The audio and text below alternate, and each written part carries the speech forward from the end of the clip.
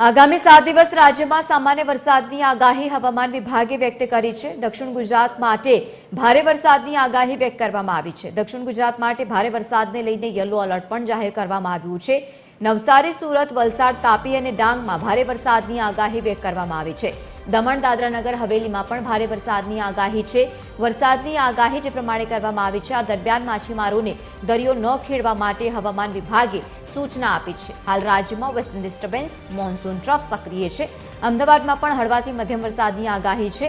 રાજ્યમાં અત્યાર સુધી 32% ઓછો વરસાદ નોંધાયો છે। અત્યાર સુધી 255.7 મીમી વરસાદ સામે 137 મીમી વરસાદ થયો છે।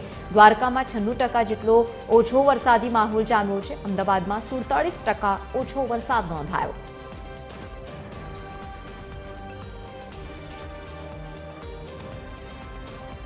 વધુ માહિતી સાથે સંવાદદાતા મોનિકા રાજપૂત આપણી સાથે લાઈવ જોડાયા છે। મોનિકા, બે વરસાદી સિસ્ટમ પણ સક્રિય છે। હવે રાજ્યમાં વરસાદી માહોલ જોવા મળશે અને એક તરફ જોવા જઈએ તો અત્યાર સુધીમાં વરસાદ ઓછો થયો છે। આવનારા સમય માટે શું વધુ આગાહી?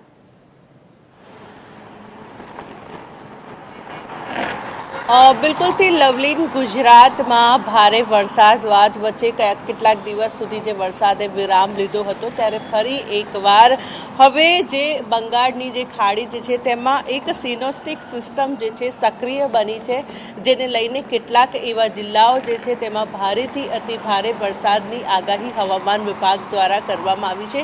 જે પ્રમાણે વાત કરવામાં આવે તો દીવ, દમણ, દાદરા નગર હવેલીમાં હળવા થી ભારે વરસાદની આગાહી જે હવામાન વિભાગ દ્વારા કરવામાં આવી છે। જ્યારે સુરત અને ડાંગ અને નવસારી અને તાપીની જ્યારે વાત કરવામાં આવે તો ત્યાં યલો એલર્ટ જે છે આપવામાં આવ્યું છે અને ભારે વરસાદની આગાહી જે કરવામાં આવી છે। જે પ્રમાણે વાત કરવામાં આવે તો 25 થી 31 જુલાઈ દરમિયાન જે ગુજરાતના અનેક એવા વિસ્તારો જે છે જ્યાં ગાજવીજ સાથે જે વરસાદની આગાહી હવામાન વિભાગ દ્વારા કરવામાં આવી છે। જ્યારે 22 જુલાઈની જ્યારે વાત કરવામાં આવે તો 22 જુલાઈમાં અમદાવાદ શહેરમાં પણ જે ભારે વરસાદની આગાહી કરવામાં આવી છે। જે પ્રમાણે હવે આ સિસ્ટમ જે છે સિનોસ્ટિક સિસ્ટમ જે છે ગુજરાત પર સક્રિય બની છે અને આ સિસ્ટમના કારણે જે છે ફરી એકવાર જે છે ગુજરાતના અનેક કેટલાક એવા જિલ્લાઓ જે છે જેમાં ભારેથી અતિ ભારે વરસાદની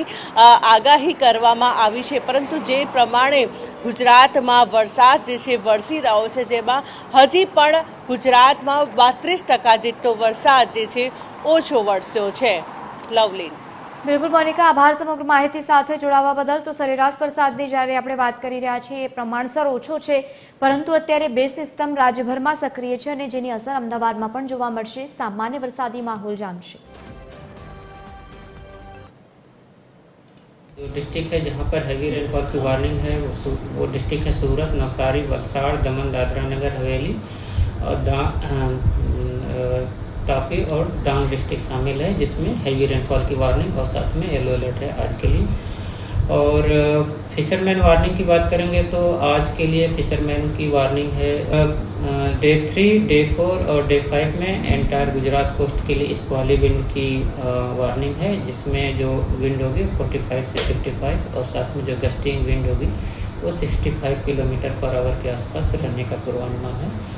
और अहमदाबाद के लिए आज लाइट टू मॉडरेट रेन का पूर्वानुमान है। और देवभूमि द्वारका में 8.4 मिलीमीटर रेनफॉल एक्चुअल में हुआ है और 233 मिलीमीटर नॉर्मल के हिसाब से होना चाहिए।